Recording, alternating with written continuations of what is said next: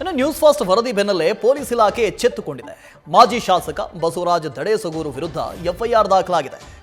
ದಲಿತರ ಭೂಮಿ ಕಬ್ಜಾ ಮಾಡಿದ ಆರೋಪದ ಹಿನ್ನೆಲೆಯಲ್ಲಿ ಎಫ್ಐಆರ್ ದಾಖಲು ಮಾಡಲಾಗಿದೆ. ದಡೇಸಗೂರು ದೌರ್ಜನ್ಯವನ್ನ ನ್ಯೂಸ್ ಫಸ್ಟ್ ಎಳೆ ಎಳೆಯಾಗಿ ಬಿಚ್ಚಿಟ್ಟಿತ್ತು. ಒಟ್ಟು 8 ಜನರ ವಿರುದ್ಧ ಎಫ್ಐಆರ್ ದಾಖಲಾಗಿದೆ.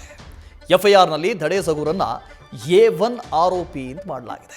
A1 ದಡೇಸಗೂರು ಕನಕಗಿರಿ ಮಾಜಿ ಶಾಸಕ ಬಸವರಾಜ ದಡೇಸಗೂರು ವಿರುದ್ಧ ದಲಿತರ ಭೂಮಿ ಕಬ್ಜಾ ಮಾಡಿದ್ದಾರೆ ಅನ್ನೋ ಆರೋಪ ಕೇಳಿ ಬಂದಿತ್ತು. ಈ ಆರೋಪದ ಬೆನ್ನಲ್ಲೇ ನ್ಯೂಸ್ ಫಸ್ಟ್ ಒಂದು ವಿಡಿಯೋವನ್ನು ಕೂಡ ನಿಮಗೆ ತೋರಿಸಿತ್ತು. ಆದರೆ ದಡೇಸಗೂರು ಹೇಳಿದರು ಆ ಥರದ್ದು ಏನೂ ಇಲ್ಲ, ನಾನು ಹಂಗೆ ಮಾಡಿಲ್ಲ, ನಮ್ಮ ಹುಡುಗರು ಮಾಡಿದರು ಅಂತ ಹೇಳಿದರು. ಅದರ ಜೊತೆಗೆ ದಲಿತರಿಗೆ ಅವಾಚ್ಯವಾಗಿ ನಿಂದಿಸಿದ್ರು. ಆ ವಿಡಿಯೋದಲ್ಲಿ ಕರೆಕ್ಟಾಗಿ ಕೇಳಿಸ್ತಾ ಇತ್ತು. ಒಂದು ವೇಳೆ ಅವರು ಭೂಮಿಯನ್ನು ಪಡೆದಿಲ್ಲ ಅಂತಾದರೂ ಅವರು ಬೈದಿದ್ದಕ್ಕಾದರೂ ಶಿಕ್ಷೆ ಆಗಬೇಕು ಅಂತ ಹೇಳಿದ್ವಿ. ಯಾಕೆಂದರೆ ಅವರು ಜನಪ್ರತಿನಿಧಿ ಆಗಿದ್ರು ಈ ಹಿಂದೆ. ಅದೇ ಜನ ಈ ಮನುಷ್ಯರನ್ನು ಆರಿಸಿ ಕಳಿಸಿದರು. ಭೂಮಾಲೀಕನ ಮೇಲೆ ಹಲ್ಲೆಗೂ ಕೂಡ ಯತ್ನ ಆಗಿತ್ತು. ದಡೇಸಗೂರು ಹಲ್ಲೆಗೆ ಯತ್ನಿಸಿದ್ದಂಥ ವಿಡಿಯೋ ಸಹ ವೈರಲ್ ಆಗಿತ್ತು. ಚಪ್ಪಲಿಯಿಂದ ದಲಿತರ ಮೇಲೆ ಹಲ್ಲೆಗೆ ಯತ್ನಿಸಿದ್ರು. ಆ ವಿಡಿಯೋ ವೈರಲ್ ಆಗಿತ್ತು. ದಡೇಸಗೂರು ದೌರ್ಜನ್ಯವನ್ನ ನ್ಯೂಸ್ ಫಸ್ಟ್ ಎಳೆ ಎಳೆಯಾಗಿ ಬಿಚ್ಚಿಟ್ಟಿತ್ತು.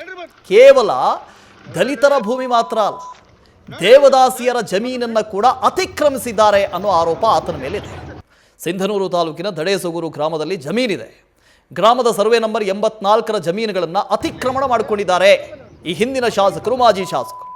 ಸದ್ಯ ಘಟನೆ ಸಂಬಂಧ ದಡೇಸಗೂರು ವಿರುದ್ಧ ಎಫ್ಐಆರ್ ದಾಖಲಾಗಿದೆ. ಸಿಂಧನೂರು ಗ್ರಾಮೀಣ ಠಾಣೆಯಲ್ಲಿ ಪ್ರಕರಣವೂ ಕೂಡ ದಾಖಲಾಗಿದೆ. ದಲಿತರ ದೂರು ಆಧರಿಸಿ ಒಟ್ಟು 8 ಮಂದಿಯನ್ನ ಬಂಧಿಸಿದ್ದಾರೆ ಪೊಲೀಸರು. ಎಫ್ಐಆರ್ ದಾಖಲು ಮಾಡಿದ್ದಾರೆ. ದಡೇಸಗೂರು ಹಾಗೂ 3 ಪುತ್ರರು ಆರೋಪಿಗಳು.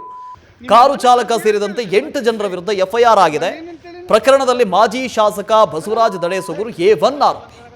ಇನ್ನು ಈ ಪ್ರಕರಣದಲ್ಲಿ ದಡೇಸಗೂರು ಮೊದಲ ಪುತ್ರ ಸೂರ್ಯ, ಅವನು A2, ಎರಡನೇ ಪುತ್ರ ಚಂದ್ರ A3. ಹೆಸರು ನೋಡಿ, ದಡೇಸಗೂರು ಮಗ ಒಬ್ಬ ಸೂರ್ಯ, ಇನ್ನೊಬ್ಬ ಚಂದ್ರ.